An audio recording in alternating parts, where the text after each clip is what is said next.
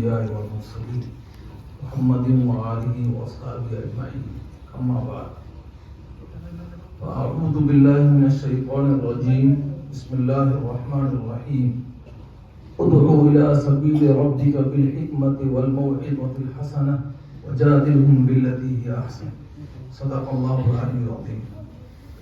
حضرات اساتذہ اکرام، مہمان نظام اور عزیز طلباء، اللہ تبارک و تعالیٰ کے فضل و کرم سے نادر عربی کے پروگرام سے اور مناظرے کے پروگرام سے ہم فارغ ہوئے. دونوں پروگرام اللہ تعالیٰ کے فضل و کرم سے اور حضرات اساتذہ کی دعاؤں اور توجہات سے الحمدللہ کامیاب رہی. ابھی بچوں نے جو ہمارے سامنے مناظرے کا پروگرام پیش کیا، تو اس سلسلے میں تفصیل کے ساتھ حضرت اقدس مفتی حبیب اللہ صاحب دامت برکاتہم نے ہمارے سامنے پوری تفصیل بیان کر دی. مزید کہنے کی کچھ ضرورت نہیں ہے، البتہ کچھ باتیں آپ حضرات کے سامنے میں پیش کر دیتا ہوں. پہلی بات تو یہ ہے کہ لوگ دو قسم کے ہوتے ہیں، ایک تو حق پسند ہوتے ہیں اور ایک ناحق پسند اور باطل پسند ہوتے ہیں. تو جو حق پسند ہیں ان کے بارے میں اللہ تعالیٰ نے فرمایا کہ ان کو حکمت کے ساتھ دعوت دو اور اچھی نصیحت کرو، اس سے وہ مان جائیں گے.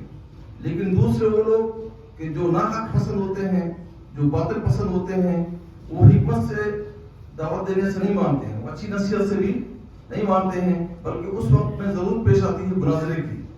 تو یہ دین کا ایک بہت بڑا کام ہے اور ایک بہت بڑی خدمت ہے، اور ہم کو اس کی بھی تیاری کی بہت زیادہ ضرورت ہے. اور اس کا مقصد جو ہے وہ یہ ہے کہ ہمارے اندر جو ہے بولنے کی استعداد پیدا ہو جائے، اظہار محفظ ضمیر کی صلاحیت پیدا ہو جائے. یہ مقصد کتابوں کے تکرار کے ذریعے سے حل ہوتا ہے اصل تو، لیکن ساتھ ہی ساتھ خطبات کے ذریعے سے اور مناظرے کے ذریعے سے بھی یہ مقصد حاصل ہوتا ہے. اور آپ حضرات کو معلوم ہے اور حضرت مفتی صاحب نے اپنی تفصیل کے ساتھ بھی بتایا کہ یہ جو باطل ہے ان کے پاس میں دلائل نہیں، بلکہ یہ تو انگریز کے اور یہودیوں کے پیدا کیے ہوئے فرقے اور فتنے ہیں، اور ان کا مقصد ہے مسلمانوں کو کمزور کرنا اور مسلمانوں کے درمیان میں پھوٹ ڈالنا. اور یہ جو ابھی بات طلباء کہہ رہے تھے علم غیب ذاتی، علم غیب عطائی، تو میرے خیال میں یہ جو عطائی ہے اس کا تعلق تو غیب سے ہے ہی نہیں، بلکہ یہاں پر دو چیزیں ہیں، ایک تو ہے غیب، ایک ہے امور غیبیہ. تو عطائی کا تعلق تو امور غیبیہ سے، غیب کا تو اللہ تبارک و تعالیٰ کی ذات کے ساتھ میں خاص ہے. اور اگر حضور صلی اللہ علیہ وسلم کو علم غیب حاصل ہوتا تو ابھی حضرت نے تفصیل کے ساتھ بتایا.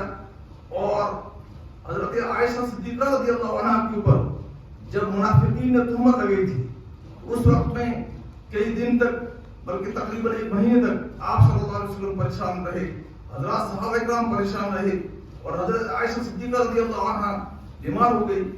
تو اگر حضرت رسول پاک صلی اللہ علیہ وسلم کو علم غیب حاصل ہوتا تو نہ تو پریشان ہونے کی ضرورت ہوتی، اور نہ حضرات صحابہ کرام سے اور صحابیہ سے تحقیق کرنے کی ضرورت ہوتی.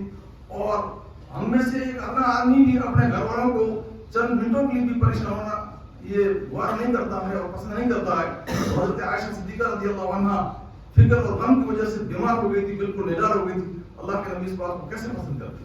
پتہ چلا کہ اللہ کے نبی کو علم غیب نہیں تھا. بہرحال اصلی مشق تھی، تمرین تھی. الحمدللہ طلباء عزیز کامیاب ہیں، مبارکباد کے لائق اور مستحق ہیں، اور ان کے اساتذہ بھی قابل مبارکباد ہیں، اور جانبین سے اچھی محنت کا مظاہرہ کیا طلباء نے. البتہ ایک چیز ہے وہ یہ ہے کہ بعض بچوں نے اہل حق کی طرف سے ترجمانی کی اور بعض طلباء نے اہل باطل کی طرف سے ترجمانی کی. تو فیصلہ جو میں آپ حضرات کے سامنے پیش کر رہا ہوں وہ اہل حق کے حق میں فیصلہ کر رہا ہوں، لیکن اس لیے کہ وہ اہل حق ہے، اہل حق ہونے کی حیثیت سے، اہل حق ہونے کی جہت سے اور اہل حق ہونے کے اعتبار سے، ورنہ محنت میں دونوں جو فریق ہیں وہ برابر ہے. اسی پر بات کو ختم. جزاک اللہ خیر.